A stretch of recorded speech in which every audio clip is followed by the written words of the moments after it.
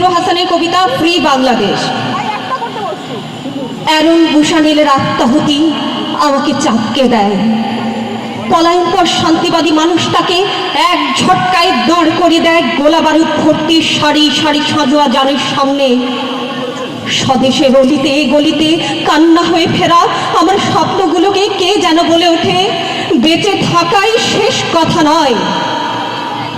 ঠান্ডা পানির স্পর্শে সেই জেগে ওঠা দাঁতের মতো আমার স্নায়ুতন্ত্রীতে কারা যেন ভুলে যায় আত্মহত্যার পাপ। আমারও ইচ্ছা জাগে পিলখানার পৈশাচিক হত্যাকাণ্ডের প্রতিবাদে, শাপলার বীভৎস রাষ্ট্রীয় গণখুনের প্রতিরোধে, সাগর রুনির বিচারহীনতার রুখে দেওয়ার প্রবল ইচ্ছায়, 28 অক্টোবরের খুনিদের বিজল লাশকে থামিয়ে দেওয়ার প্রত্যয়ে, দেশব্যাপী হত্যা ও নৈরাজ্যের রাজতন্ত্র কায়েমের বিরুদ্ধে, দেশ বরেণ্য আলেম ও চিন্তাবিদদের ফাঁসির প্রতিবাদে ওয়াশিংটন ডিসির বাংলাদেশ দূতাবাসের সামনে দাঁড়িয়ে আত্মাহুতি দেই। অ্যারন বুশানেল, পৃথিবীব্যাপী সকল গণহত্যাকারীর মানচিত্র খামচে ধরেছ তুমি। তোমার ফ্রি প্যালেস্টাইন স্লোগান আকাশ বাতাস অন্তরিক্ষ ভেদ করে তাবৎ হায়নার হৃদয়ে কাঁপন ধরিয়েছে। তোমার আত্মাহুতি আগুনে ঝলসানো দেহ শান্তিকামী মানুষের হৃদয়ে প্রবল করা ঘাত করে বলছে, শান্তির বদলে তোমরা গণহত্যা কিনেছ, চুপ থাকার বদলে মৃত্যু।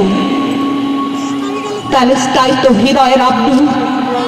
একটু পাপড়িও খসে পড়লে ভোলগা থেকে গঙ্গা, কেপটাউন থেকে সাইবেরিয়া, দুনিয়ার প্রতিটি প্রান্তের রোডে যায় ইসরায়েলি নাৎসিদের বিভৎস রণ হুঙ্কার।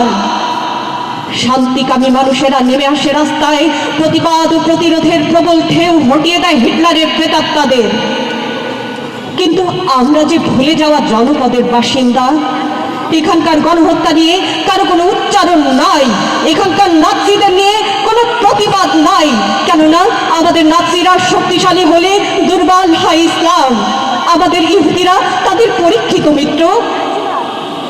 অ্যারন বুশানেল, আমিও আজ বাংলাদেশের গণহত্যার প্রতিবাদে, গুম খুন ও প্রহসনের নির্বাচনের প্রতিরোধে, দেশের প্রতিটি প্রতিষ্ঠান ধ্বংসের বিরুদ্ধে বিশ্বব্যাপী বাংলাদেশের প্রতিটি দূতাবাস